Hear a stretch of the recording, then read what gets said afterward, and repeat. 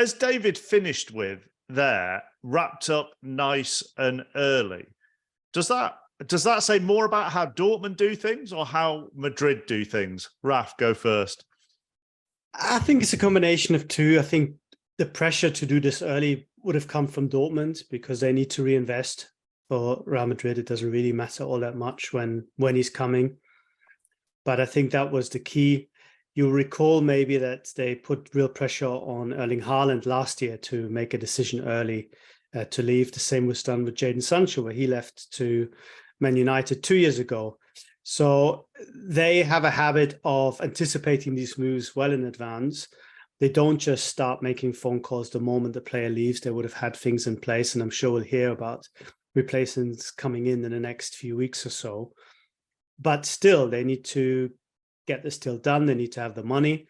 And because they are a PLC, they also have to make these public declarations whenever a deal is done or is close to being done, because otherwise it could be seen as insider trading when things move without an official confirmation.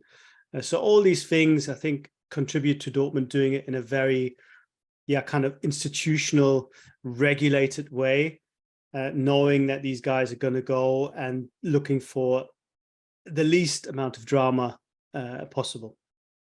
And from a Madrid point of view, Dermot?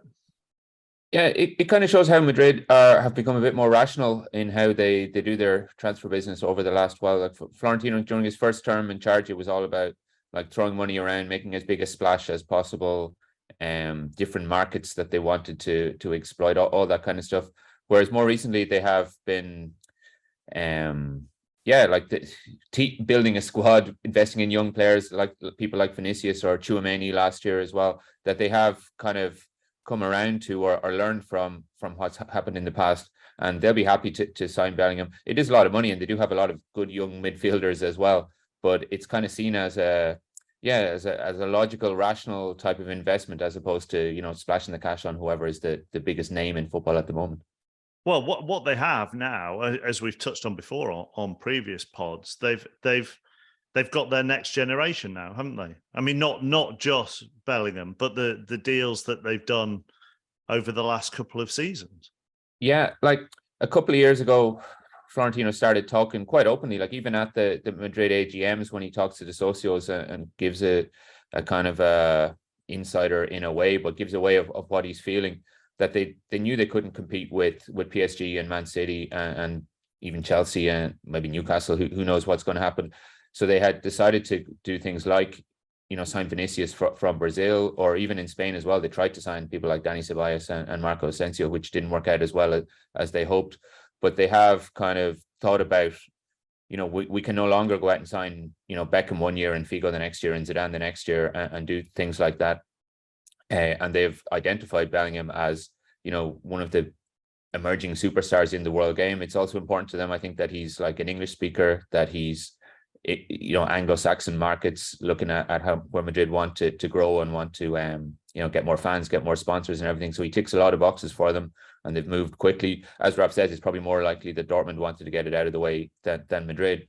But it's kind of unusual to think of Madrid as this kind of coolly logical, rational transfer market player, but that's what they have become. Yeah, I agree with Dermot, although it does say a little bit of where football is, that a deal that will easily go to 130 million euros is seen as like super shrewd and cheap. I guess the fact that he is 19 makes it a lot easier, because you'll have a lot of time to get your money's worth from a player like that. I think he signed a 6-year deal, or maybe 5+1. And if he sticks around for a little bit longer, that money will seem very, very cheap in the end. And I think Real Madrid low-key have been really transforming their image, as you said, from a club that used to be known for really just going after who's the latest sort of sexy big star name that we can get, and we have to then undermine the other club by putting pressure on that player to come up publicly saying, I want to go to Madrid, in all these games they used to play, to just becoming a lot more business savvy, shrewd, and that transition is already nearly completed. I think they've been very, very impressive in how they've dealt in the transfer market. in, because they're still supposed to be re-signing Kroos and Modric. That looks like it's going to go ahead. Like they've signed Camavinga and Tchouaméni, who are both like also equally super promising. There's no rush though, is there? midfielder. I mean, there's no. I mean, you'd think maybe if you spend £100 million on a player, there is, but there's no rush. Well, I assume he doesn't want to come to Madrid to sit on the bench. He looks to me, again, Raph might know more, but he looks to me like a very kind of focused, motivated, confident guy who wants to go out and eat up the world. Kind of like Camavinga, they kind of had to fit him in at left back. Valverde had to be fit in on the wing, but they're good problems to have from Madrid's point of view. And you know, Florentino Perez won't be too worried about that kind of thing. It's kind of up to Ancelotti to fit them all together. Yeah, I think Ancelotti will have a lot of man management to do, keeping all these guys happy, both the young guys who have come there, of course, with the promise and the expectation to be regular straight away, especially for that kind of money. But also keeping Kroos and Modric on the side, who are still going to be important. If they can phase them out without offending them and without upsetting the hierarchy and the team dynamics, it's going to be a masterpiece of man management. Can Madrid go again this summer with other players? And if so, how? Well, that's always the question around Madrid, is where they manage to find the money to spend all the time. And they were hit by COVID. They have redeveloped the Bernabeu, which is going to open up again within the next 12 months. They've spent a lot of money on that. They've done kind of a bit more quietly than Barcelona have. They have also activated their own kind of levers in they've done deals around their new stadium, around like future match day revenues that they're going to be able to spend at the moment, because they think that if you invest it now, then it'll pay off. And they really do want to fill the new stadium and get the best out of it when it comes. So yeah, like they need a new center forward for sure, more than they need a new young, you know, box to box midfielder. They definitely need a new center forward with Benzema having gone. But they saved up to buy Mbappe. That was the plan for years, was to spend 200 million plus on Mbappe, plus whatever wages he was going to have. And they have been shedding people off the wage bill in the last couple of years. Like Hazard has agreed to go, which is a big kind of weight off the books. They've lost people like Isco and Bale and Marcelo. They had a lot of guys who they were paying a lot of money to, who weren't that productive for the team. Most of those, pretty much all of those have gone now.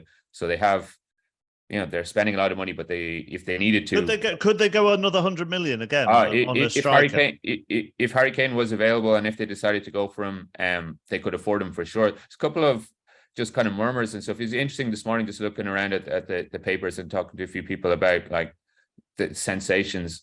And Harry Kane is not as hot as he was even a couple of days ago, but that could all be part of a kind of negotiating tactic as well. I think they know they need a new centre forward. Ancelotti was very clear about it, that they need a new centre forward, and yeah, if they need to spend the money, they'll find it. So who's hotter than Kane for them then, if he's not as hot as he was 2 days ago? Nobody like appeared to fill the gap, which made me feel that it was more likely to be a negotiating tactic than anything else. But they need a few. Yeah, the person mentioned in the story was Joselu, the Espanyol centre forward, ex Newcastle and Stoke, who is very likely to join, but he'd be more of a backup, a plan B type off the bench, or a guy for the Copa del Rey games. Yeah, I would still imagine Kane is plan A. Do you think all the other major European clubs are thinking, how are they doing this, Raph? Not so much. I think by association or by comparison with Barcelona, they look like they're the very smart and very well run. And maybe even if we take Barcelona out of the equation, I mean, Real Madrid are a cash machine. And if you look over their spending over the last few years, at least the one that shows up in terms of transfer fees, they actually haven't spent all that much.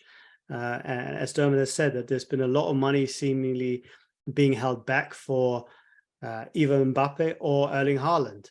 And I think that is still the end game for Madrid. The problem they seem to have is, I think, that the timings don't align anymore. I think the idea was to have Benzema one more year and then really go after either Kylian or Haaland. Now they have to bring that forward, and now I think they're forced with a difficult choice. Do you just sign somebody who's going to fill the gap until you get who you really want, who's going to be your main centre forward for the next 5-6 years, or are you trying to bring that forward, knowing that it's going to be very, very difficult to find somebody of that required quality? So I think the Benzema thing has probably thrown a few spanners in the work as far as the overall strategy is concerned. Dermot?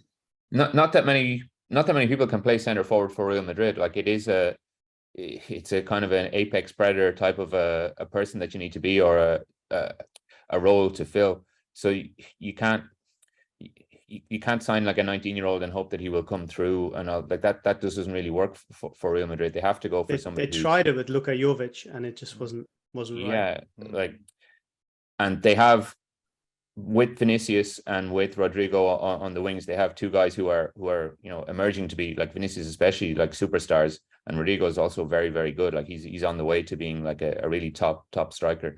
But you need to have somebody who will fit with them as well. And Benzema was perfect for that he could drop deep, he could play them in, he could link with them. He also could kind of just like guide them a little bit about where they need to be and where they need to go. He was that clever. It's hard to see anybody else outside of Kane who would fill that role from here anyway. You look at the people that talk about Havertz maybe, but he's a different type of a center forward for sure. Maybe he will drop deep and everything, but he's not going to get the 30-40 goals that you need to do as a Madrid center forward. So if you're Daniel Levy, if you're Tottenham, you're in a pretty good position because there's not very many other options. And well, everybody always talks about what a great negotiator Levy is, or what a tough negotiator Levy is. Florentino as well, they have really good links there, but you can kind of see it dragging on maybe over the summer, but it's hard to see another kind of plan B that Madrid might have that would be in any way as good as Kane.